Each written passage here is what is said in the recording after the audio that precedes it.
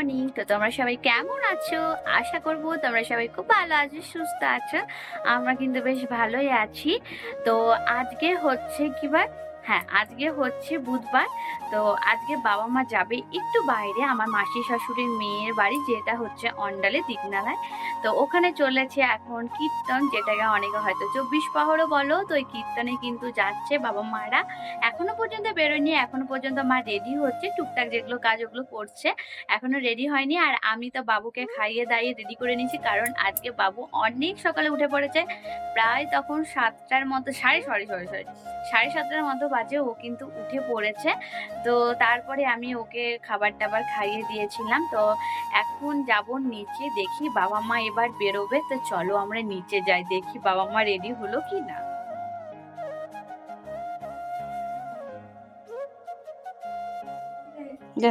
Tata করে দাও।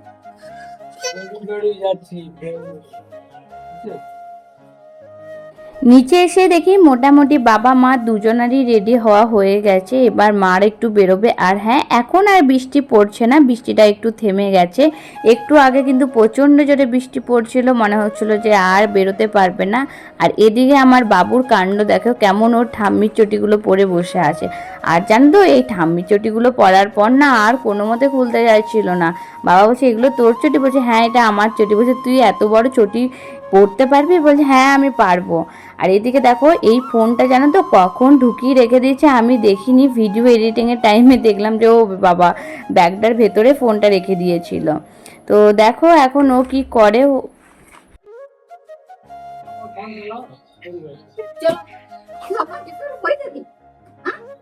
দিদা দেরি হচ্ছে, 9টা 10। দিদা ধুলোট শুরু হয়ে ঢোকাই দিয়েছে ও কোথায়? এখানে খুঁজছে ও দিদা। হ্যাঁ ও তাই। হ্যাঁ, চটিগুলো দিয়ে দাও। আবার অমনি করে দেয়। যাও যাও, তোমার ব্যাগ এটা।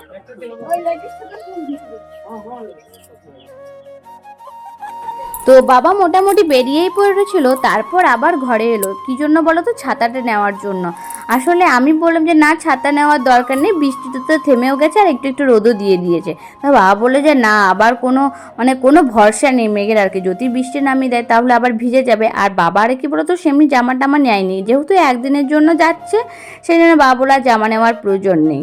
তো মা জানো তো এখনো পর্যন্ত রেডি হতে পারেনি, সেই জন্য বাবা রীতিমতো মাকে বকা দিচ্ছে যে তোমার বাস চলে যাবে তারপর তুমি যাবে। মানে যেমন তোমাদের দাদা ভাই আমার সঙ্গে করে, কিন্তু তোমাদের দাদা ভাই বা বাবা এরা কি বুঝবে যে সংসারের মোটামুটি টুকটাক কি কাজ থাকে না কাজ থাকে। তারপর জানো তো এখন কি হয়েছে, বাবু তখন কিছু বলেনি, কিন্তু যখন মা বাবাকে যেতে দেখছে বলছে আমিও তোমাদের সঙ্গে যাব। আর যাও না, আর যাও না, আর না, আর না, আর না, আর না, চলে আসো, আর নয়, আর নয়।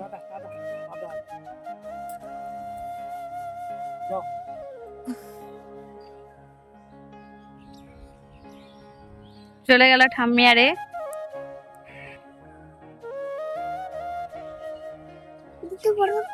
আমি আর বিভান এই যে এখানে দাঁড়িয়ে আছি, তাই তো। আর ওই যে এখন কি করছে ঠাম্মি গুলো? নমো করছে।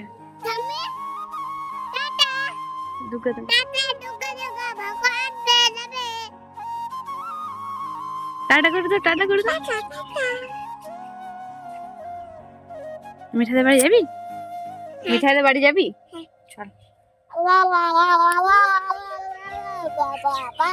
আমি এখন বিভানকে মিঠাইদের বাড়িতে দিতে যাচ্ছি। চলো মিঠাইদের বাড়িতে চলো। গেটটা ভিজে গেছে, বৃষ্টি পড়ছে না ওই জন্যই ভিজে গেছে। চলো চলো চলো চলো চলো।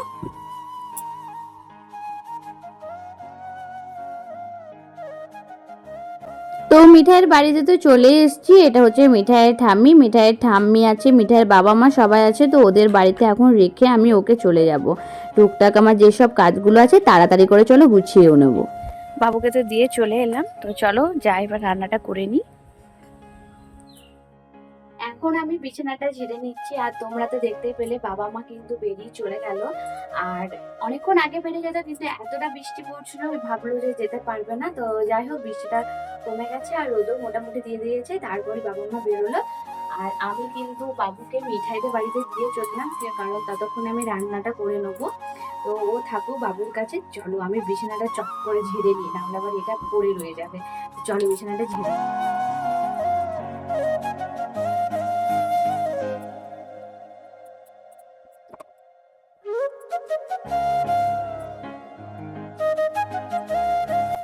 তোমাদের সঙ্গে গল্প করতে করতে আমার কিন্তু ঘরটাও কিন্তু ঝাড়া হয়ে গেল, আর এদিকে কিন্তু আমার ঝাড় দেওয়া ঘর মোছা সবই কিন্তু হয়ে গেছে। সেগুলো টাইমে জানো তো আর ভিডিও করে উঠতে পারিনি, কারণ যেহেতু একটু তাড়া আছে, মানে একটা ব্যাপার আছে, বাবু চলে আসবে, তাই তাড়াতাড়ি সব গুছাচ্ছিলাম। তো আমার বিছানা ঝাড়া তো প্রায় কমপ্লিট হয়ে গেল। তো চলো এবার নিচে যাই, কারণ রান্নাটা করতে হবে। যেহেতু বাবুকে মিঠাই দিয়ে বাড়িতে দিয়ে এসছি, কতক্ষণ ও ভালো থাকবে, ও এমন নয় যে মামা করে রান্না করবে। তো চলো আমি তার আগে রান্নাটা করে নিই। আর আজকে সেমনি কিছু রান্না করবো না, কারণ তোমাদের দাদাভাই বলে গেছে যে সেমনি কিছু রান্না করতে হবে না। বিকেলে আমি হয়তো মাংস আর রুটিটা ঘরে বানিয়ে দেবো, মাংস কিনে নিয়ে চলে আসবো। তো দেখি কিনে আনবে না আমি নিজেই ঘরে বানাবো, সবই তোমাদের সঙ্গে কিন্তু আমি শেয়ার করব। তো আমার সাথে থেকো, পাশে থাকো, আর প্লিজ ব্লগটাকে কন্টিনিউ দেখো, একদম স্কিপ করবে না। আশা করি তোমাদের খুব ভালো লাগবে। মাদের যখন বেরোনোর টাইমে ছিল কতই না বৃষ্টি পড়লো, আর গাছগুলোকে দেখো কি সুন্দর লাগছে, যেহেতু গাছগুলোর ওপর হয়েছে একটু একটু বৃষ্টি পড়েছে। আর এখন দেখো ঠিক কতটা রোদ দিয়েছে। তো যাই হোক, একটু পরে মনে হয় আবার মেঘ করেও যাবে। তো ফাইনালি এবার নিচে যাব, লাইট বন্ধ আছে। তো চলো নিচে যাই, কারণ তাড়াতাড়ি করে কাজগুলো সব করে নিতে হবে। চলে এসছি এবার রান্নাঘরে। তার আগে জানো তো ওই ঘরের দরজাটা লাগিয়ে এলাম, কারণ আমি তো রান্নাঘরে থাকবো, ওই ঘরে যদি বেড়াল টেরাল কিছু ঢুকে যায় তখন আমার মুশকিল হয়ে যাবে। একেই তো আমাদের ঘরের ওপরে ছাদে যেখানে পাচ্ছে বেড়ালে বাচ্চা দিয়ে দিচ্ছে। আর ফার্স্টে আমি কিন্তু আজকে ভাতটা বসিয়ে নেবো। অন্যদিন যেহেতু মা থাকে, ভাতটা আমাকে দেখতে হয় না, আমি সমস্ত রান্না টান্না কমপ্লিট করার পর কিন্তু মা ভাতটা রান্না করে। কিন্তু আজকে তো আর মা নেই, তাই ভাবলাম যে না, ভাতটা আগে চাপিয়ে দিই, তারপর আমি সবজিগুলো কাটবো। আর এদিকে দেখি মা কিন্তু আমাকে ভাতের চালটা বের করে দিয়ে গেছে, কারণ ভাতের সেমনি চালটা এখনো পর্যন্ত আমার আন্দাজ হয়নি, যেহেতু মাই রান্না করে ভাতটা।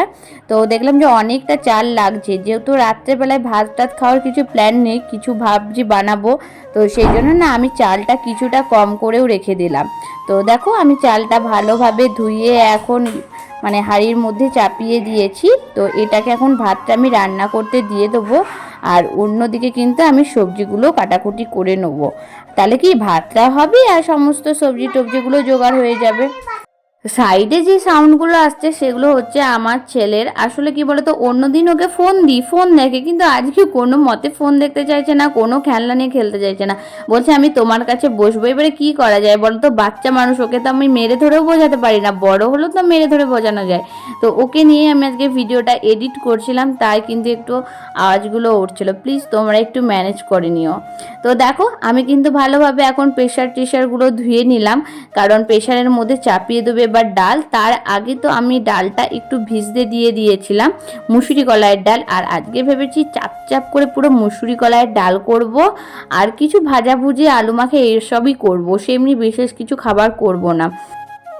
ডালটা চাপানোর টাইমে ভাবলাম যে আলু তো সেদ্ধ করতে হবে, তাই আবার আলাদা করে আলু আলাদা করে ডাল সেদ্ধ কেন করব, ভাবলাম যে একসঙ্গেই ডাল আলু দিয়ে দিই, তাহলে এই ডালটাও সেদ্ধ হয়ে যাবে, আলুটাও সেদ্ধ হয়ে যাবে। আসলে কি বলো তো, সাংসারিক মানুষ হয়ে গেছে তো, আগে কিন্তু এইগুলো নিয়ে খুব একটা আমার মাথা ব্যথা ছিল না, কিন্তু যখন একটা সংসারের মধ্যে পড়েছি, কিভাবে জমাতে হবে, কিভাবে মানে আমি একটু সেভ করতে পারবো, কিভাবে গ্যাস বাঁচাতে পারবো, মানে এইগুলো নিয়ে কিন্তু আমি একটু ভাবি। তাতে কেউ যদি আমাকে কিপটেই বলুক আর যাই বলুক, আমার কিন্তু কোনো যায় আসে না। হ্যাঁ, তো দেখো আমি এবার ভালোভাবে আলুগুলো ধুয়ে পরে এখন প্রেসারের মধ্যে দিয়ে দিলাম, তারপর এই প্রেসারটা চাপিয়ে দেবো। আর আমি জানো তো লবণ হলুদ কিছুই দিইনি, তো তারপর আবার মনে পড়লো যে না, লবণ হলুদ দিতে হবে, নাহলে যদি আবার সেদ্ধ না হয়। সেই জন্য আমি লবণটা দিয়ে দিলাম, হলুদটা দিলাম না একটাই কারণ, সেটা হচ্ছে যদি প্রেশারের মধ্যে সে অনেকটা হলুদ লেগে যায় না, তাই আমি ভেবেছি যখন ডালটা সাঁতলে নেবো তখন একটু তেলের মধ্যে হলুদ দিয়ে দেবো, তাহলে আমার প্রেশার কুকারটা খুব একটু মাজা ঘষা করতে হবে না। মানে সব দিক থেকে আমি তাড়াতাড়ি মানে করার চেষ্টা করি যাতে বেশি আমাকে ঘষা মাজা না করতে হয়। তো দেখো আমার এদিকে তোমাদের সঙ্গে গল্প করতে করতে কিন্তু আমি ডালটাও চাপিয়ে দিলাম। তো চলো এবার টুকটাক অন্য কাজগুলো করে নিই। দেখলাম যে ঘরে বেসনও রয়েছে আর রয়েছে কুমড়োর যে শাঁসটা আছে ওটা, ভেবেছি ওইগুলো দিয়ে আজকে একটু বড়া করব।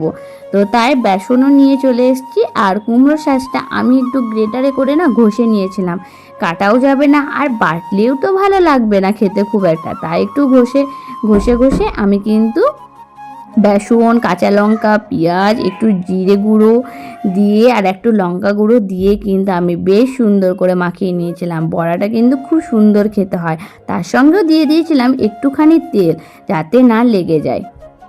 তোমাদের সঙ্গে গল্প করতে করতে আমি কিন্তু কুমড়ো কেটে রেখেছি, কারণ আমার ছেলে না কুমড়ো ভাজা খেতে খুব ভালোবাসে আর আমিও ভালোবাসি। আর তোমাদের দাদাভাই যদি আগে ভালোবাসতো না, কিন্তু জানি না এখন কিন্তু সব ভালোবাসে, মানে বইয়ের চাপে মানে এখন সবই খেতে হয়, মানে যেগুলো ও খেতে পছন্দ করতো না মানে সেগুলোও খায়।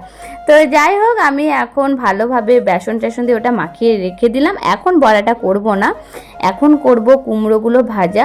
আর জানো তো একদমই রান্না করতে ভালো লাগছিল না, মানে কেউ নেই গল্প করার মতো। যে মানুষগুলোর সঙ্গে আমি রোজ মানে কথাবার্তা হয় সেই মানুষগুলো যদি একজন কেউ না থাকে না, কেমন যেন একটা ফাঁকা ফাঁকা লাগে। আর তোমাদেরকে কি আর দুঃখের কথা বলবো, আমি ভাবলাম যে একটু রান্না টান্নাগুলো তাড়াতাড়ি করে নেবো, কিন্তু বাবু তার মধ্যে জানো তো চলে এসেছে মিঠাইদের বাড়ি থেকে। আজকে কোনো মতেই মিঠাইদের বাড়িতে থাকেনি। মিঠাইয়ের মা বলছে জানো অনেক বোঝা লাগছে, থাক তোর ঠাম্মি নেই, তোর দাদাই নেই, তোর মা একা রান্না করবে। বলছে না আমি মায়ের কাছেই যাব। তো কি করব, বাচ্চা মানুষ কখন কি মন সেটা তো আর বলা যায় না। তো মন হয়েছে চলে এসেছে। তো দেখো আমি কিন্তু কড়াইটা ভালোভাবে ধুয়ে নিলাম, যদিও কড়াইগুলো আমাদের আগের থেকে ধোয়া থাকে, তাই রান্না করার আগে না আমি আরেকটু জল বুলিয়ে নিই। কত পোকা টোকা যদি লেগে যায় মানে ভুলে যায়, তো মানে আমার এইসব দিয়ে গেতে না খুব ভয় লাগে।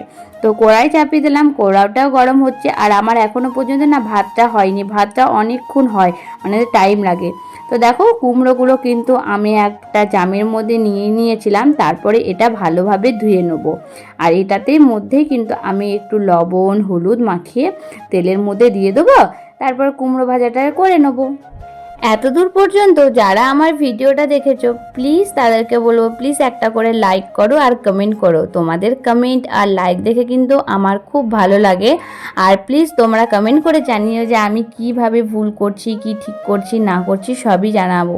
আর তোমরা কি নতুন নতুন রেসিপি জানো সেগুলো কিন্তু আমাকে কমেন্ট করে বলতে পারো, সেগুলো আমি ঘরের মধ্যে ট্রাই করব।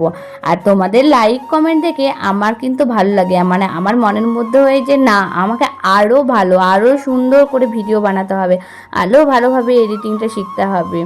তো মোটামুটি শিখেছি, খুব একটা ভালোভাবে এখনও পর্যন্ত পারি না, কিন্তু আস্তে আস্তে ঠিক করেছি যে না আমি ঠিকঠাক করে নিতে পারবো। তো তোমাদের সাপোর্ট আর ভালোবাসা থাকলে আমি তো নিশ্চয়ই এগিয়ে যাব। তো প্লিজ প্লিজ তোমরা আমাকে সাপোর্ট করো আর আমাকে এগিয়ে যেতে সাহায্য করো। আর এই যে দেখতে পাচ্ছ আমার কিন্তু সমস্ত রান্না কমপ্লিট হয়ে গেছে। এখানে করেছে আজকে আলু মাখা, ওই যে কুমড়ো শাঁসের বড়া, কুমড়ো ভাজা, একদম চাপ চাপ করে মুসুরির ডাল করেছি। আর এই যে আমাদের ভাত, আমি আর তোমাদের দাদা ভাই আমাদের কিন্তু এই অল্প ভাতে হয়ে যাবে। আমি যদিও একটু খাবারটা বেশি খাই, কিন্তু তোমাদের দাদা ভাই না এখন আর সেমনিভাবে খেতে পারে না, খাওয়াটা কমে গেছে। আর যেহেতু আজকে মানে দুপুরে মানে বিশিপ থেকে বাড়ি আসবে, মর্নিং থেকে বাড়ি আসবে, তাই কিন্তু ওর খিদেটা কেমন যেন একটু কমই লাগে। আর এখনও পর্যন্ত কিন্তু আমার গ্যাস ট্যাস কিচ্ছু মোছা হয়নি। আর এইদিকে দেখো আমি দেখাতে ভুলে গেছি, সঙ্গে কিন্তু আমি একটু কিছু পাঁপড়ও ভেজে নিয়েছিলাম। বাড়ির মধ্যে দেখলাম যে পাঁপড় রয়েছে, তাই চলো দেখে বললাম যে না ভাজা যাক। তো চলো এবার চট জলদি করে আমি কিন্তু গ্যাসটা মুছে নিই। আর বাবুকে কিন্তু এখনও স্নান টান কিছু করানো হয়নি জানো তো। আর খুব একটা যে বেলা হয়ে গেছে তাও না, এখন প্রায় ওই 11:30 মতো বাজে। আমার কিন্তু খুব তাড়াতাড়ি রান্না কমপ্লিট হয়ে গেছে, যেহেতু সেমনিভাবে আজকে মশলা কষার টষার ব্যাপার ছিল না, তো তাই কিন্তু রান্নাটা তাড়াতাড়ি হয়ে গেছে। তারপরে আমি ওখানে ভালোভাবে গ্যাসটা মুছে নিচ্ছিলাম। তোমাদের দাদাভাই বলেছিল যে না গ্যাস মোছার দরকার নেই, কারণ বিকেলে আবার তো রান্না করব। কিন্তু আমি বললাম যে না গ্যাসটা একটু মুছে দিই, এমনি অগোছালো নোংরা দেখতে না খুব একটা ভালো লাগে না, রান্নাঘরটাও কেমন নোংরা নোংরা লাগে। সেই জন্য আমি টুকটাক নিজের মতো একটু গ্যাসটা মুছে রেখে দিয়েছিলাম। গ্যাসটা মোছা হয়ে যাওয়ার পর আমি কিন্তু গ্যাসের যে বার্নার টার্নারগুলো থাকে ওগুলো একটু ভালোভাবে ক্লিন করে নিয়েছিলাম, কারণ এইগুলোর মধ্যে মনে করো আমরা রুটি করি, আটা গুঁড়ো পড়ে থাকে, মশলার গুঁড়ো পড়ে থাকে, সেই জন্য আমি ওগুলো ভালোভাবে ধুয়ে নিচ্ছিলাম। একবারে যেন তো আমি কাজটা রেডি করে নিয়েছিলাম। আমার ওই চান টান করেছে কিন্তু আমার সেমনিভাবে কিচ্ছু কাজ করতেও ভালো লাগে না, কিচ্ছু না। তো একবারে যখন সামনে হাতের কাছে জল থাকে না, আমার মনে হয় এগুলো টুকটাক করে নেওয়া দরকার, তাহলে তোমার কি কাজের একটু সুবিধা হয় আর কাজটা হলেও একটু তাড়াতাড়ি হয়ে যায়। তারপরে দেখো আমি ঘরটাও মুছে নিয়েছি, কারণ পুরো ঘর তো জল এলোমেলো হয়ে গেছিলো জলে টলে, সেই জন্য আমি ঘর টর মুছে একদম রেডি করে নিয়েছি। চলো এবার যাই বাবুর কাছে। বিভান, তোমাকে আমি বানানাটা দিলাম, তুমি তো খেলে না, তাহলে তুমি এই রিংসটা খাচ্ছ? মানে এইসব তোমার খুব পছন্দ, বলো? বানানা ভালো লাগে না তোমার? না, কেন? আগে তো তুমি বেশ ভালো বানানা খেতে, এখন কেন খাচ্ছ না? ব্যাড বয় তুমি, ব্যাড বয়। তো আমরা এখন চলে এসেছি দুজনই স্নান টান করে, কিন্তু আমরা চলে এসেছি। এবার কি করব আমরা? আমি ভোট খেতে যাবো। ও ভোজ খেতে যাবে।